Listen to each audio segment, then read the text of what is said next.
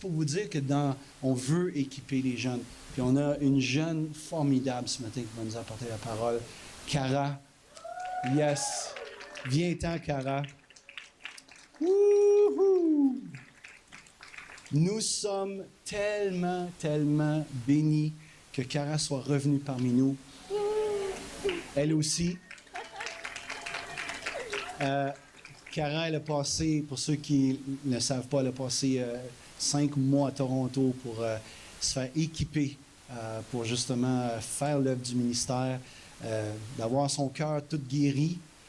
En tout cas, il est en processus, il s'en vient bien.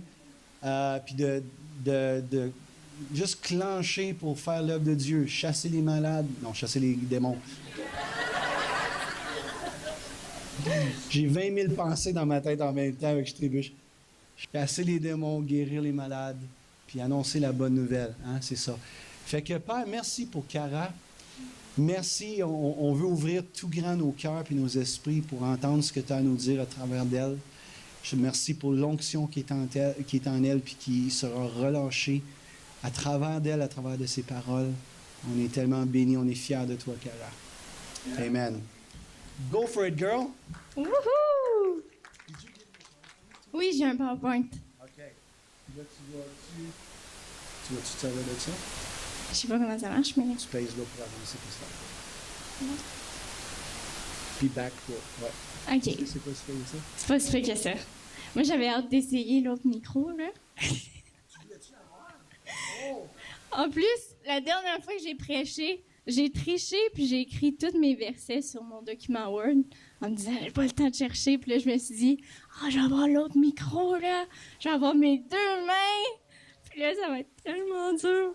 Non, c'est pas grave. Ouais, je trouve ça cool d'écouter Terry le mercredi plus, puis qui parlait de moi, justement, qui a dit qu'il y aurait des jeunes qui prêchaient, puis qui feraient des erreurs, puis qui nous parleraient après. Fait que soyez gracieux, parce que ça se peut que je fasse des erreurs. Puis on commence, puis on apprend, mais il faut commencer en quelque part. Puis moi, j'ai une amie, la première fois qu'elle a prêché, elle s'est mise à brailler. Puis après, tout le monde est allé la voir pour lui dire « C'était tellement bon, là, on sentait tellement l'onction, là, dans tes larmes, puis ça paraissait que Jésus était avec toi. » Puis elle était là « Puis finalement, elle m'a dit après, je pleurais parce que j'étais pas capable, puis j'étais trop stressée, puis tout le monde pensait que c'était Jésus. Mais ça a bien passé, tout le monde pensait « elle est pas stressée, la fille, wow! L'onction qu'il y a sur sa vie. » Fait que si je me mets à brailler, il y a de l'onction sur ma vie. Fait que moi, mon sujet, c'est créer pour créer. Puis je l'ai choisi avant même que Terry dise qu'elle allait parler de créer pour l'adorer. Fait que je me suis dit « yes! Je suis vraiment dans le bon thème, là, je suis vraiment dedans. » Puis finalement, il a prêché la semaine passée, puis je me suis dit « je suis peut-être pas tant dedans. » Parce que ça n'a pas vraiment rapport avec rien ce qu'il a dit, là. Mais c'est pas grave. Fait que avant de commencer, j'aimerais juste savoir combien de personnes ici ont fait des résolutions pour la nouvelle année. Ouh, il n'y a pas grand monde. OK. Puis il y a combien de personnes qu'une de leurs résolutions, c'est d'être plus intentionnelles dans leur créativité? Ah, il y en a quand même quelques-uns. Cool! Puis combien de personnes ici diraient « Moi, je suis une personne créative ». Il n'y a pas grand monde, hein? Ah ben, c'est triste. Mais aujourd'hui, je vais vous dire qu'on est tous créatifs parce qu'on a été créés à l'image de notre papa, puis notre papa est créatif. Fait que, premièrement, qu'est-ce que la créativité? Ensuite, on va parler de ce qui peut nous limiter dans notre créativité. Puis finalement, de ne pas négliger les dons que Dieu nous a donnés. Fait que ça a l'air comme si j'ai fait un beau PowerPoint, mais j'ai aucune idée de ce que je faisais, ça fait que je vous ai juste mis plein de versets. Fait, qu'est-ce que la créativité? La créativité, c'est la capacité, le pouvoir qu'a un individu de créer, c'est-à-dire d'imaginer et de réaliser quelque chose de nouveau. Fait que des fois, on se dit, la créativité, c'est juste le monde qui chante, qui danse, qui peinture, qui écrive. Mais je pense à mon père, mettons, qui n'a pas levé sa main, qui dit que lui, il pense pas qu'il est une personne créative. Mais je ne sais pas si vous savez ce que mon père fait. Mon père est ingénieur. Donc, mon père, il crée des choses à tous les jours au travail. Fait que papa, je te confirme, t'es créatif.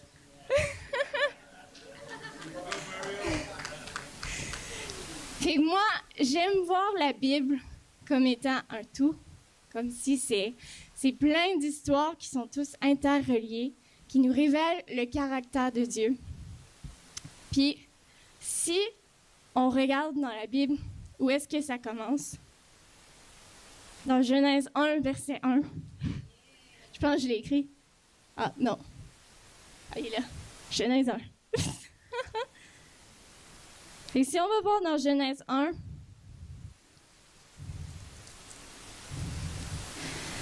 ça dit « Au commencement, Dieu créa le ciel et la terre. » Puis il y a bien du monde qui vont dire « C'est logique, il fallait que l'histoire elle commence en quelque part. S'il n'y a rien, il faut créer quelque chose. » Mais moi, je me dis, Dieu il aurait pu commencer la Bible en disant « Au commencement, il y avait Jésus et le Saint-Esprit et Dieu, et ils étaient tous parfaits. » Puis là, la première chose qu'on apprendrait sur Dieu, c'est que c'est un Dieu parfait. Mais dans cette Bible-là, la Bible que moi je lis, la première chose qu'on apprend sur Dieu, c'est que c'est un Dieu créateur, un Dieu créatif. Puis moi, je pense pas qu'il a fait ça juste parce que fallait que l'histoire elle commence en quelque part. Mais je pense que c'est parce que la créativité, c'est vraiment au cœur même de qui Dieu est. Ça fait bizarre dans tout. Fait que ici, on va voir dans Genèse 1, verset 27. C'est pas bien plus loin.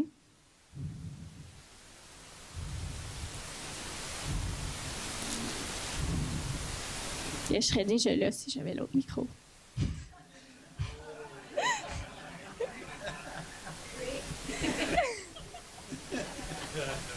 Ou si on peut même commencer au verset 26.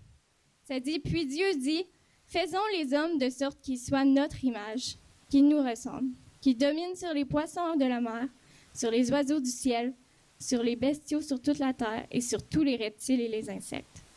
Dieu créa les hommes de sorte qu'ils soient son image. Oui, il les créa de sorte qu'ils soient l'image de Dieu. Il les créa, hommes et femmes. » Pour avoir étudié en français, je sais que quand tu répètes quelque chose parce que tu veux vraiment que ça ressorte, tu veux que les gens y catchent que c'est important. Puis juste là-dedans, Dieu, il crée 3 fois, puis nous, on est en son image 2 fois. Donc, juste pour insister à quel point Dieu est créateur et nous le sommes aussi parce que nous sommes faits en son image. Donc, si la créativité est au cœur même de qui Dieu est, la créativité est aussi au cœur même de qui nous sommes. Exactement. Et moi, personnellement, je crois... Maman, elle voit tout le temps quand je prêche. Je pourrais dire n'importe quoi, puis elle serait là. C'est tellement bon!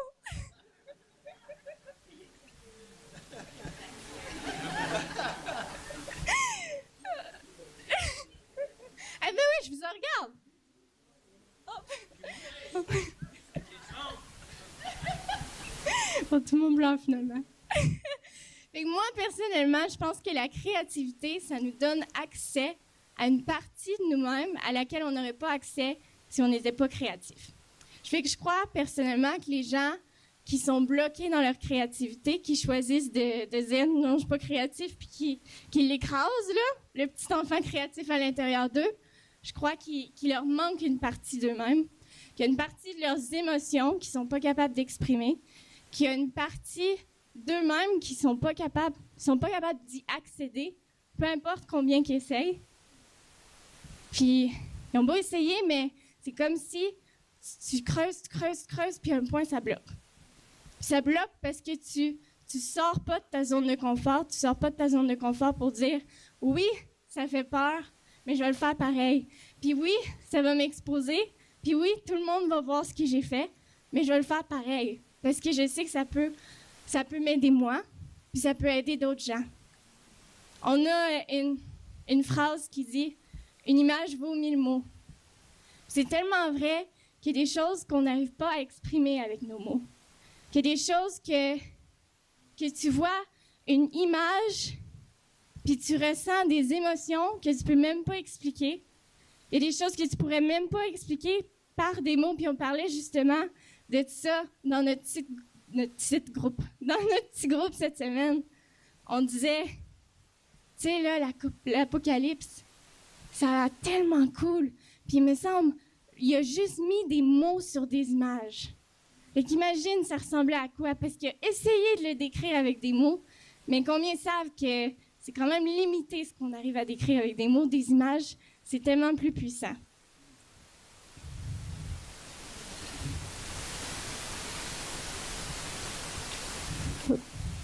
Fait que juste pour aller voir quelques exemples de gens créatifs, la première personne que moi j'aime beaucoup, sur qui je prêche tout le temps, c'est David. Et on dit que David, c'était un homme selon le cœur de Dieu. Un homme qui avait une relation, vraiment un cœur à cœur avec Dieu, que les autres personnes n'y avaient pas nécessairement. Et puis moi, je crois qu'une grande partie de ça, c'est parce que David était créatif. David, c'était un poète. David, il n'avait pas peur de danser devant tout le monde, de dire « Wouh, Jésus, faites ça, on me lâche, wouhou! » Puis que tout le monde se moque de lui. Ça ne le dérangeait pas. Lui, il sautait, il dansait, il glorifiait Dieu. Il jouait de la musique dans tout ce qu'il faisait. Il voulait voir la gloire de Dieu. Puis il avait une passion à l'intérieur de lui. Il était tellement en contact avec son cœur. Puis ça, c'est quelque chose que si on n'a pas la créativité, on n'a pas accès à ça. Puis si on va regarder dans Psaume 104,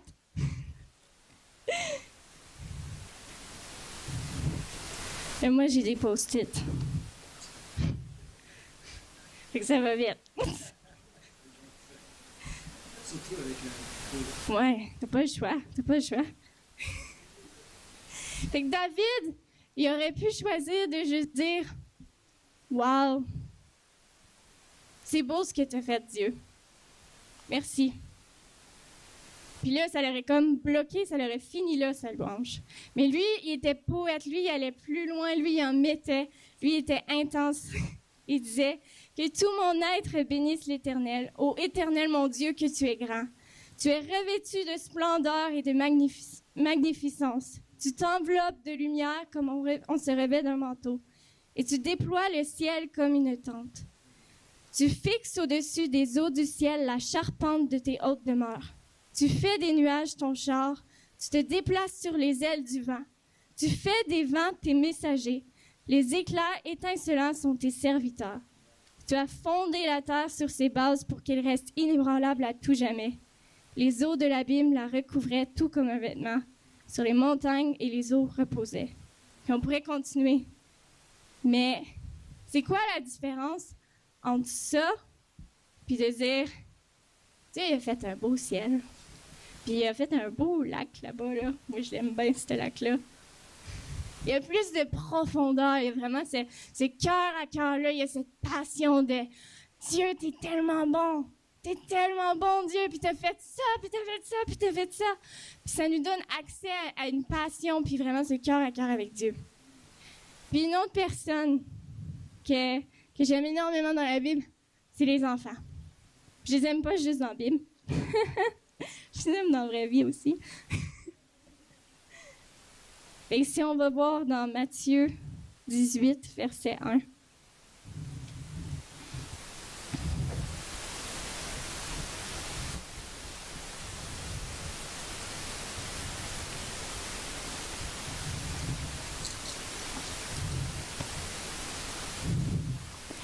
Ça dit, à ce moment-là, les disciples s'approchèrent de Jésus et lui demandèrent, « Qui donc est le plus grand dans le royaume des cieux? » Alors Jésus appela un petit enfant, le plaça au milieu d'eux et dit, « Vraiment, je vous l'assure, si vous ne changez pas et ne devenez pas comme de petits enfants, vous n'entrerez pas dans le royaume des cieux. C'est pourquoi le plus grand dans le royaume des cieux est celui qui s'abaisse comme cet enfant, et celui qui accueille en mon nom un enfant comme celui-ci m'accueille moi-même. » Je ne sais pas pour vous, mais moi, quand je pense à des enfants, je pense vraiment à des êtres créatifs, des petites boules de créativité. Puis je pense à Shekinah ou aux enfants qui ont moins de 4 ans, que tu leur donnes un papier, puis ils vont juste faire des barbeaux partout. Il n'y a pas besoin de lignes, t'as pas besoin de leur dire quelle couleur ils ramassent toutes, puis ils le mettent sur un papier, puis ça fait un gros splotch brun. Mais ils sont tellement libres dans leur créativité. Puis ce que je trouve tellement triste, c'est que Shekinah, elle a commencé à aller à l'école. Shekinah, elle a 4 ans. Puis Shekinah, elle pleure quand elle dépasse les lignes. Fait qu'en tant qu'adulte, on apprend à nos enfants qu'il ne faut pas dépasser les lignes. On apprend à nos enfants que ton soleil, il faut que tu le dessines jaune. Ton soleil rouge, c'est pas bon, il faut que tu le dessines jaune. Puis le gazon, il faut qu'il soit vert. Puis tes petits bonhommes, ils n'ont pas le droit de flotter. Faut que ce soit... Il y a une bonne façon de le faire, puis nous, on l'a. Puis toi, ce que tu as créé, c'est pas bon. Fait qu'arrête de créer ces choses-là, puis commence à faire comme nous. Dessine en dedans des lignes, fais ton soleil jaune, puis oublie toute ta créativité. Puis on est élevé dans une société qui n'encourage pas la créativité. On est élevé dans une société où est-ce qu'il faut que tu restes dans la boîte, puis si tu essaies de sortir, mais on te remet dedans. Puis c'est tellement triste parce qu'il y a tellement d'enfants qui sont éteints à cause de ça. Il y a tellement de gens qui sont pognés, qui ont perdu leur liberté parce qu'ils sont obligés de dessiner leur soleil jaune quand ils veulent le dessiner vert.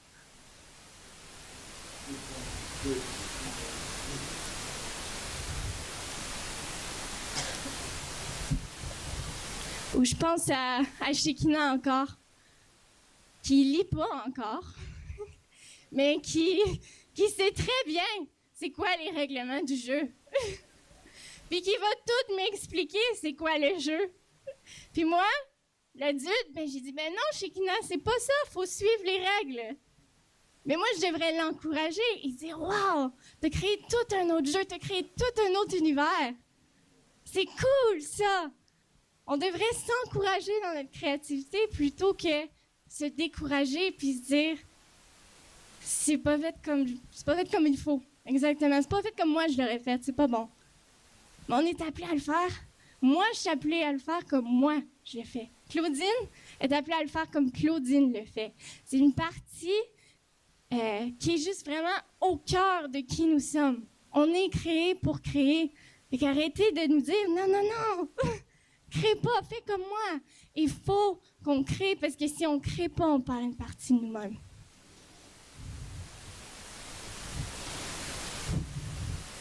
Et maintenant, si on peut aller voir ce qui... Oh! Ah oui, j'ai ça. J'ai fait des recherches. Fait qu'ils ont commencé à faire une chose qui s'appelle la thérapie artistique expressive. Puis ça, c'est un processus où est-ce qu'ils aident les gens à accéder à leurs émotions à travers un processus créatif. En les faisant créer quelque chose, les gens retrouvent leurs émotions et retrouvent une partie d'eux-mêmes qu'ils avaient perdue et réussissent à passer à travers des événements traumatisants plus facilement que s'ils ne créaient pas. Fait que la définition de la thérapie expressive, ou qu'est-ce que c'est? Ils disent, à travers ce processus, ils apprennent des façons nouvelles et différentes d'utiliser le langage principalement non-verbal de la créativité pour communiquer les sentiments intérieurs auxquels ils n'avaient pas accès avec les mots. Comme l'art vient d'un lieu émotionnel profond, les efforts créatifs permettent de passer à travers un processus profond de découverte de soi et de compréhension de soi. La créativité devient le sentier vers l'expression des sentiments intérieurs, ce qui mène à un processus de découverte de soi et de compréhension de soi. Apparemment, ça, c'est bien important encore parce qu'ils l'ont mis 2 fois. En d'autres mots, le processus créatif est considéré comme le chemin qui mène à la santé émotionnelle. Psychology Today. Et maintenant, ce qui nous limite dans notre créativité, ça, c'est l'arbre dans le jardin d'Éden. Jess a dit, tu peux pas mettre une pomme, on sait pas si c'est une pomme. Et là, moi, je mettais plein d'affaires. J'ai mis des fraises, j'ai mis des cerises. Puis Jess, elle m'a dit, non, les fraises, les cerises, ça pousse pas dans un arbre. Fait que je l'ai enlevé. Ah, pas les cerises, les raisins. Les raisins. La cerise est encore là. Mais, comme vous voyez, j'ai mis les bonnes couleurs. J'ai mis les fruits qui poussent dans l'arbre. Tout pour que ce soit socialement acceptable. Uh-huh. J'aurais dû tout changer ça, moi. Hein?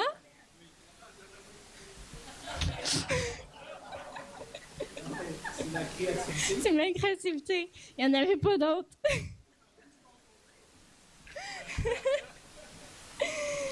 Fait que si on retourne dans le jardin d'Éden, au début, Dieu, il avait créé tout parfaitement. Tout était parfait. Tout était Dieu, son intention. Everything was as he intended it to be. Son intention, tout était créé selon son intention. C'est le fun d'avoir des traducteurs. Fait que moi, des fois, je fais juste m'imaginer à quoi que ça avait l'air dans le jardin d'Éden. Puis tu vois Adam puis Ève qui savent, qui sont parfaitement aimés, qui sont connus, qui marchent avec Dieu dans le jardin. Puis là, Dieu il dit hey, « attendez, checkez ça! » Puis là, il fait puis là, il pitch un nuage dans le ciel. Puis là, je suis oh, wow! Puis là, j'imagine Ève qui fait son petit jardin, puis qui dit « Dieu, viens voir mon petit jardin! Wow, c'est tombé beau ce que t'as fait! » Puis là, il y a Adam qui fait ce qu'il a fait. Je sais pas ce qu'il faisait, Adam. Puis Dieu il est là « Wow, Adam! T'as nommé tous les animaux, t'es tombé créatif! » Merci. Puis tout était parfait. Il n'y avait aucune honte, il n'y avait aucune peur. Il n'y avait pas peur d'être connu, il n'y avait pas peur de se montrer. Puis pour tout ce qu'il faisait, il ne cherchait pas l'approbation du monde, il allait chercher l'approbation de Dieu.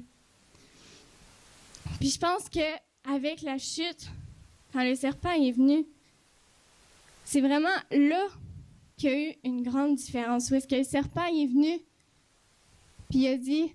Seulement Dieu sait bien que le jour où vous en mangerez, vos yeux s'ouvriront et vous serez comme Dieu, décidant vous-même ce qui est bien ou mal. Fait qu'avant, c'était Dieu qui décidait ce qui était bien ou mal. Avant, c'était Dieu qui décidait si moi j'étais assez. Avant, c'était Dieu qui décidait si mon dessin était assez beau. Puis là, soudainement, avec la chute, ce qui arrive, c'est que c'est plus Dieu qui décide ce qui est bien ou ce qui est mal. Mais c'est moi qui décide. C'est moi, ou même des fois, ça va être mon voisin. Je me laisse même pas décider parce que moi, je suis pas capable, puis je vais dire « c'est-tu correct ce que j'ai fait, là? » Puis là, il va dire « Ah non, c'est vraiment pas bon. » Puis là, c'est juste horrible.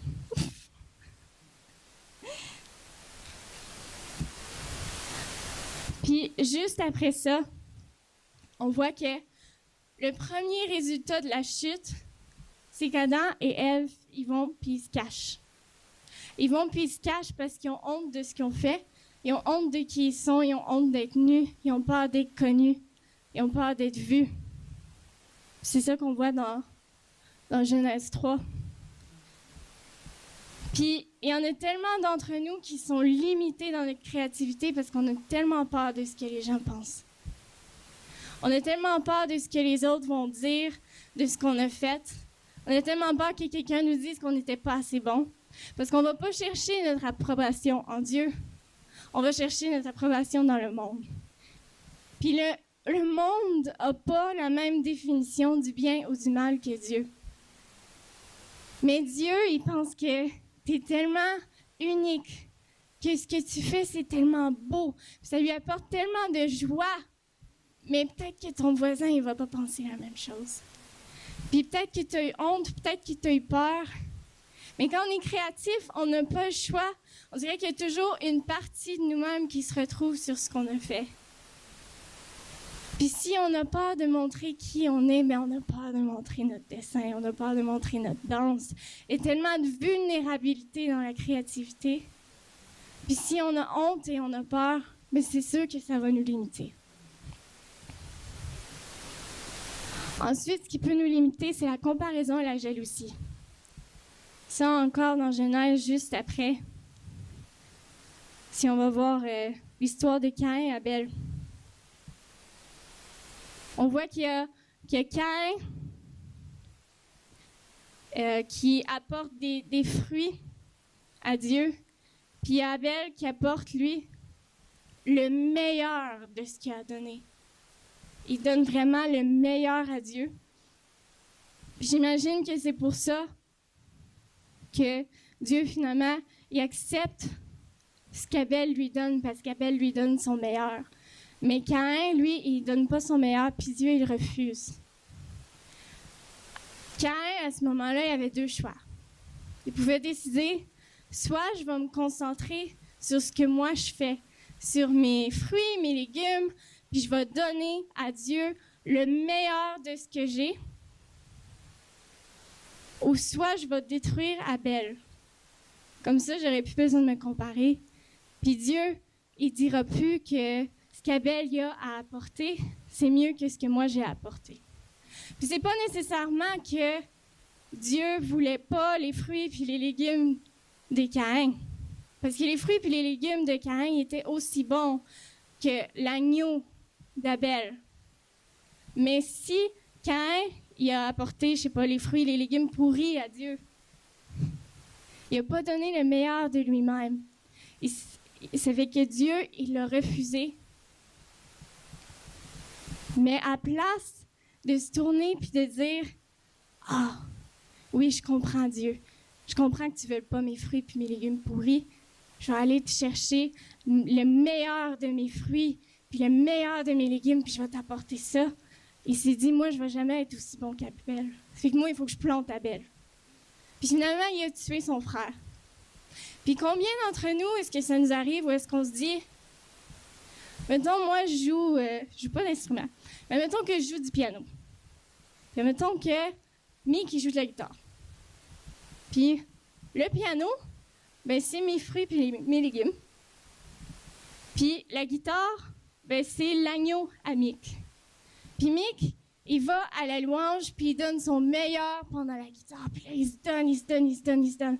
Puis là, je le trouve donc bon. Puis là, je me dis, mes fruits et mes légumes, mon piano, c'est pas assez bon. Fait que j'espère que Mick, il va se planter. J'espère que Mick, il sera pas bon. Comme ça, le monde, ils vont réaliser que moi aussi, je suis bonne. Est-ce que ça nous arrive des fois qu'à la place de dire « Wow, ce que moi j'ai apporté, c'est tellement bon, puis j'ai mon don, puis j'ai ma façon d'apporter ça. Fait que moi, je vais le faire à ma façon, puis je vais donner mon meilleur. » Ou à la place, on va se dire « Faut que je le plante, comme ça, moi, je vais être meilleur. » Parce que ça nous arrive de détruire les personnes avec qui nous sommes, avec nos mots, avec nos paroles. Ou est-ce qu'on va aller les voir, puis on va les blesser, on va les décourager, puis on va leur dire « Toi, t'es pas assez bon. » Puis, Caïn, lui, il était un peu drastique, il a tué son frère. Mais on fait un peu la même chose avec nos mots. Ou est-ce qu'on ne tue peut-être pas entièrement, mais on tue une partie de lui-même. On tue le cœur de qui il est, on tue sa passion. Puis ça, c'est pareil comme le tuer au complet.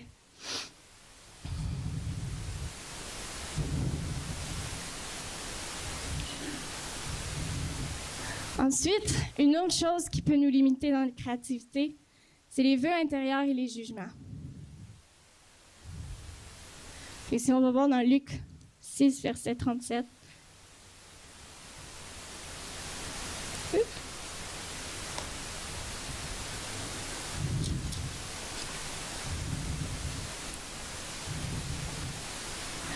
Ça dit, ne vous posez pas en juge d'autrui et vous ne serez pas vous-même jugés. Gardez-vous de condamner les autres et à votre tour, vous ne serez pas condamnés. Pardonnez et vous serez vous-même pardonnés. Donnez et l'on vous donnera. On versera dans le pan de votre vêtement une bonne mesure bien tassée, secouée et débordante, car on emploiera à votre égard la mesure dont vous vous serez servi pour mesurer. Et quand on juge quelqu'un, on est en train de nous juger nous-mêmes, parce qu'on récolte ce que l'on sème, puis ça nous retombe dessus. Fait que quelqu'un t'ait jugé toi, ou que toi t'aies jugé quelqu'un, c'est un peu la même chose, ça te limite dans ta créativité, puis il faut venir briser ça pour pouvoir retrouver notre plein potentiel, si on peut dire. Puis une autre chose, c'est les vœux intérieurs. Fait que, dans Deutéronome 23,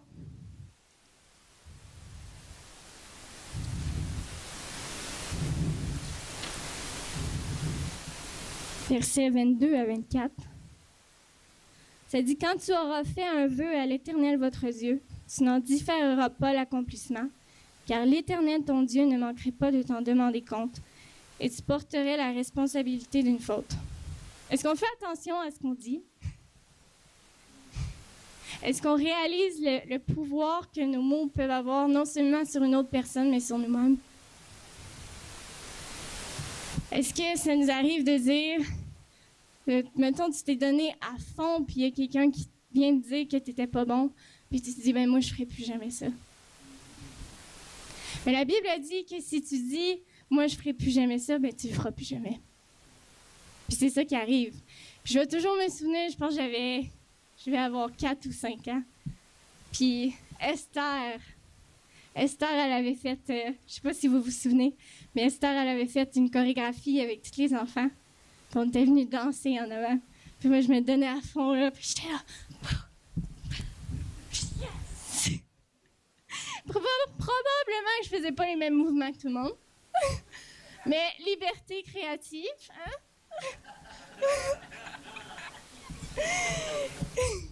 Fait que je me souviens, je me suis donnée à fond, puis j'étais libre, puis j'étais passionnée, puis je dansais pour Jésus. Puis après, il y a du monde qui sont venus me voir, puis qui m'ont dit, qui riaient de moi. Puis qui m'ont dit que j'étais pas bonne. Puis là, dans mon cœur de petit enfant de 4 ou 5 ans, je me souviens plus, j'étais là, oh! Tous mes rêves! J'allais être danseuse professionnelle! Je voulais être pareille comme Esther! Mais je pourrais pas! Mais je me souviens, j'ai crié, je ne peux plus jamais danser! Puis est-ce que j'ai dansé depuis? Non. Puis même louer en avant, c'est comme... Jesus! Oh! More! Yes! Danser dans la liberté! Wouh! On dirait que je suis pas capable. Je suis bloquée. J'ai beau essayer, j'ai dit que je danserais jamais, puis c'est ça que je fais. Je fais juste des petits mouvements comme ça. Puis j'ai eu plein de prophéties en plus qui disent « Je te vois danser. T'es-tu quelqu'un qui danse? » Je pense « Mauvaise chaise. Ouais, c'est pas pour moi ça. Je m'excuse. Je pense que tu te trompes. » Mais dis pas que tu vas plus jamais prophétiser parce que t'as pas eu raison, là, mais je pense pas que c'est pour moi. Mais je pense que c'est pas mal pour moi. Je pense qu'il faut que je deal avec ça. Puis finalement, c'est le manque de pardon. Dans Matthieu 6, verset 14.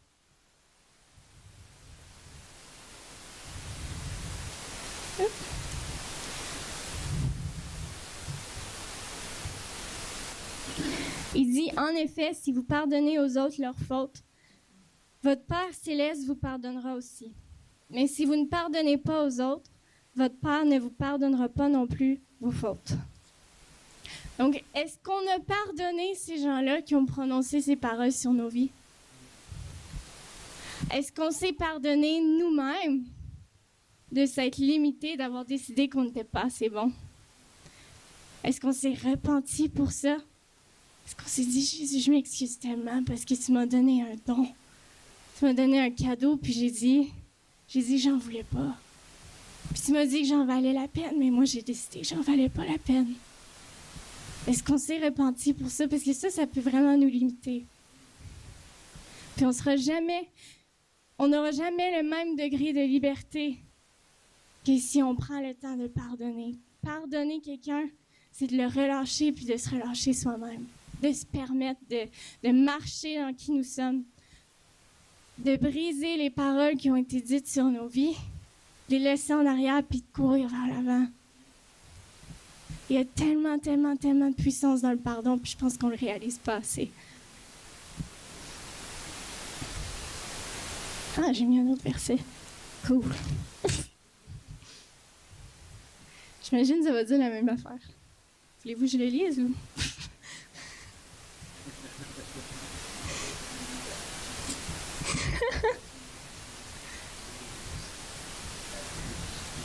Ah, ouais, quand même important. Hein?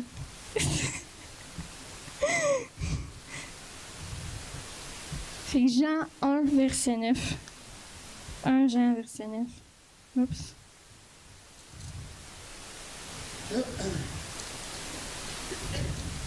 Hey, tu m'as pas mis de post-it.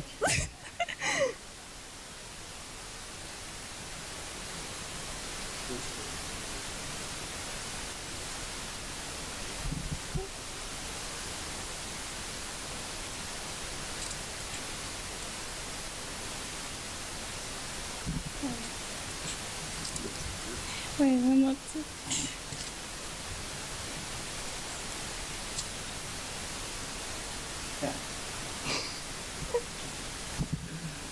Karine a dit qu'on va avoir besoin de lunettes.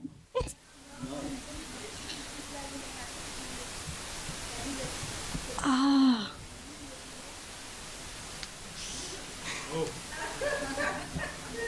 Je pensais que tu disais que j'aurais besoin de lunettes parce que c'était écrit trop petit.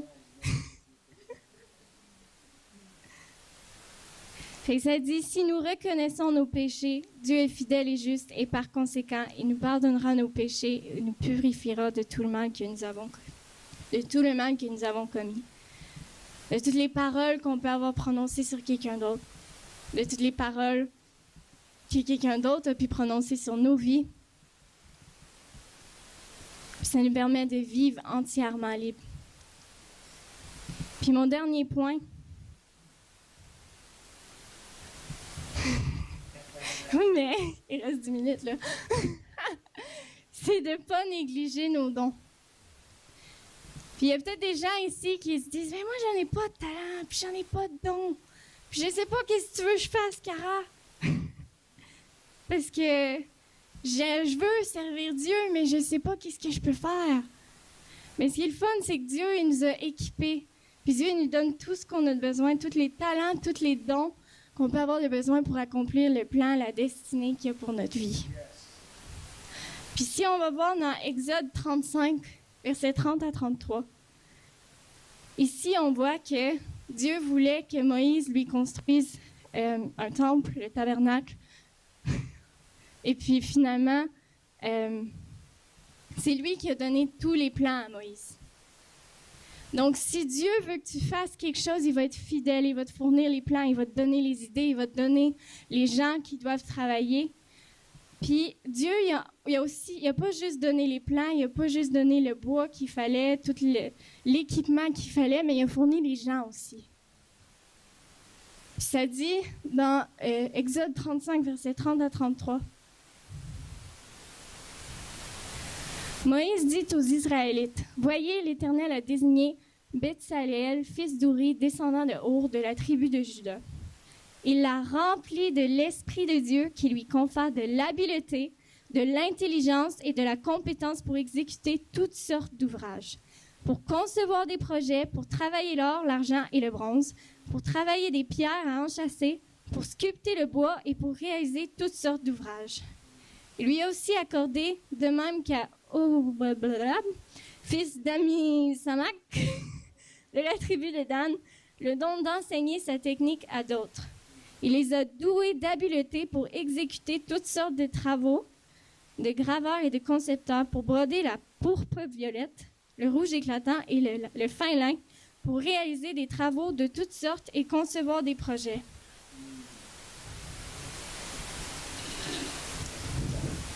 Fait que venez pas dire que vous pouvez pas le faire. Parce que si vous pouvez pas le faire, bien c'est le fun, votre papa peut le faire puis il peut vous dire comment le faire. Puis il y a vraiment... Ouais, en gros, ces versets-là, c'est juste à propos de Timothée. Timothée qui avait peur de l'appel que Dieu avait sur sa vie. Timothée qui était gêné, Timothée qui avait peur. Puis Paul qui lui dit, Timothée, je t'ai pas mis un esprit de peur, je t'ai pas mis un esprit de timidité. Je t'ai donné l'amour. Je t'ai donné a sound mind. Yes, ça. Puis des fois, on se dit, je suis pas capable. Je suis trop gênée. Je veux pas qu'on me voie. Et tu sais quoi, moi aussi, je suis gênée.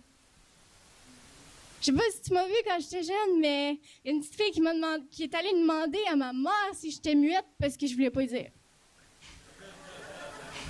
Ça, c'est à quel point je parlais pas. Mais dis-tu quoi?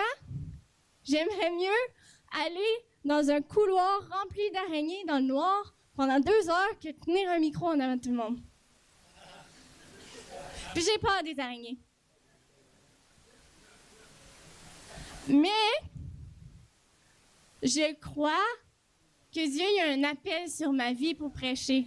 Je crois que Dieu m'a équipée, que Dieu va me donner les mots. Je crois que Dieu fait en sorte que je suis capable. Fait que je le fais pareil. Puis juste avant la réunion, moi j'étais là puis je louais. Puis j'étais là, faut pas que la louange finisse. Faut pas que la louange finisse. Puis tout le monde se dit, waouh, t'étais tellement dans la louange, l'onction. Non, je voulais pas que ça finisse parce que je voulais pas venir prêcher. Mais je le fais pareil. Puis au début, c'est pas confortable. Puis au début, peut-être que t'as la petite voix qui shake. Puis tu te dis, je suis trop gênée, je suis pas capable. Mais fais-le pareil.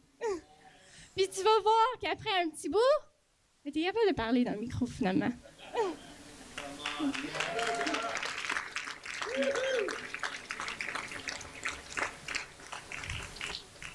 Je pense qu'il y a vraiment un appel sur nos vies pour être créatifs. Puis dans Éphésiens 2, verset 10, il dit dans tout ce qu'on fait, faites-le pour glorifier Dieu. Faites de bonnes œuvres pour glorifier Dieu. Puis moi, quand je pense à des bonnes œuvres, ben, je retourne dans Genèse, puis je vois Dieu qui a créé le ciel et la terre et il vit que c'était bon. Que Dieu, il a créé les animaux et il vit que c'était bon. Donc on est appelé à être créatif. Puis, il y a quelqu'un qui ne veut pas qu'on le soit. Il y a quelqu'un qui veut nous dérober de qui on est, de ce qu'on est capable de faire. Si l'ennemi peut nous dérober d'une partie de qui nous sommes, il peut nous dérober d'une partie de notre destinée. Donc, ça dit dans Jean 10, versets 10 à 11, que Dieu a des bons plans pour notre vie, mais que l'ennemi a des mauvais plans pour notre vie. Que l'ennemi veut venir nous dérober notre créativité, que l'ennemi veut venir prendre notre voix, que l'ennemi veut venir prendre ton stylo si tu écris, que l'ennemi veut venir t'enlever ton pinceau si tu peintures, que l'ennemi veut t'empêcher de danser. Mais Dieu, il a un plan pour toi. Puis si tu laisses l'ennemi prendre ta créativité, ben tu le laisses gagner. Puis moi, j'ai une amie que sa sœur, elle chante super bien. Elle a une voix incroyable. Puis elle pourrait tellement l'utiliser pour louer Dieu. Elle pourrait tellement l'utiliser pour glorifier le Seigneur, pour emmener tellement de gens dans la louange. Mais elle s'est perdue.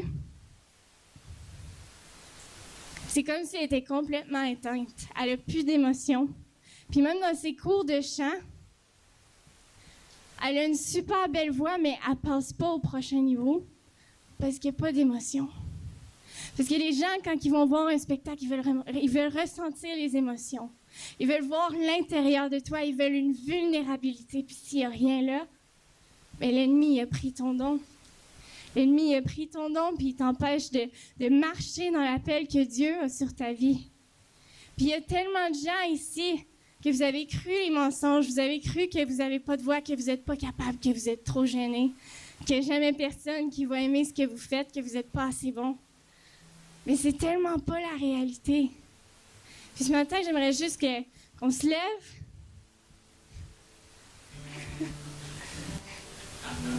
Puis qu'on reprenne ce que l'ennemi nous a volé. Ça vous tente-tu aujourd'hui?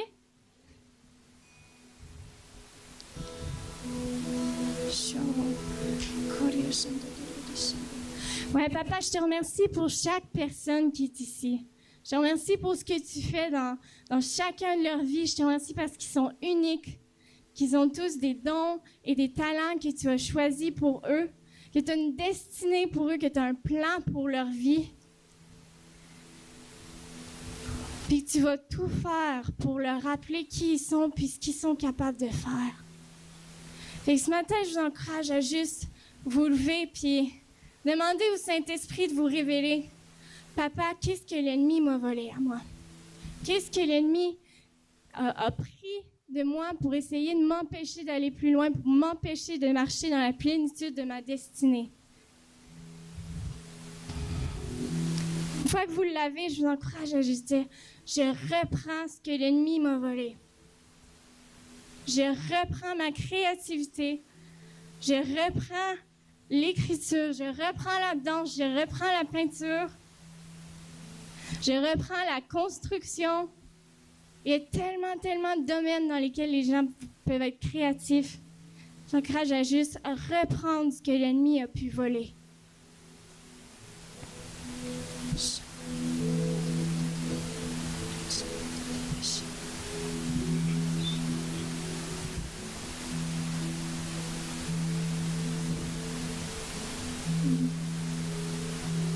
Si vous pouvez juste faire un geste prophétique de reprendre avec votre main, puis l'emmener près de votre cœur, dire ça, c'est à moi.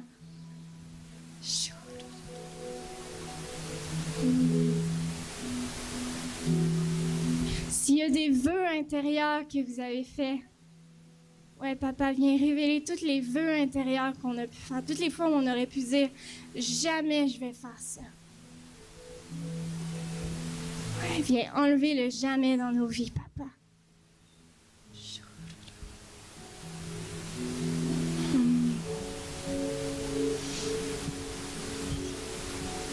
Pouvez-vous juste répéter après moi? Dis, Père, je me repens d'avoir cru les mensonges, que j'étais pas assez bon, que tout ce que je faisais, c'était pas assez. Je me repens d'avoir cru ce que les autres ont pu dire sur qui je suis, sur mes talents, sur mes dons. Et je reprends tout ce qui m'appartient aujourd'hui. Et pas si j'ai prononcé des jugements sur d'autres personnes, ou s'il y a d'autres personnes qui m'ont jugé moi, je te demande pardon. Je te demande de les relâcher. Je te demande d'enlever toutes les limites que j'ai pu créer dans leur vie. Puis je te demande d'enlever toutes les limites qu'eux ont pu créer dans ma vie. Et je réclame ma liberté aujourd'hui. Ouais, merci, papa.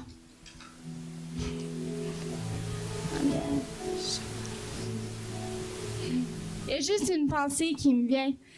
Si nos enfants ne voient pas danser pour Jésus, si nos enfants ne voient pas chanter pour Jésus, si nos enfants ne voient pas louer pour Jésus, si nos enfants ne voient pas peinturer pour Jésus, pour qui est-ce qu'ils vont peindre? Pour qui est-ce qu'ils vont chanter? Pour qui est-ce qu'ils vont danser? Il y a un appel à être un exemple, à être les enfants dans le royaume pour les enfants, à les encourager à sortir des lignes, à les encourager à dessiner un soleil vert. Ouais, papa, je te remercie pour tout ce que tu as fait ce matin. Puis je vous encourage à vraiment continuer cette semaine, à demander à Papa quels sont les jugements, où est-ce que j'ai besoin de demander pardon, puis de vraiment continuer la guérison qu'il y a là-dedans, parce que c'est tellement important de reprendre notre créativité. Ouais. Amen. Ouais. Je vous encourage à juste venir louer notre Papa.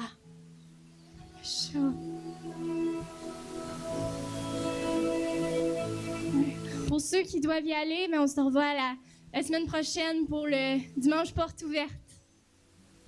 Bonne semaine!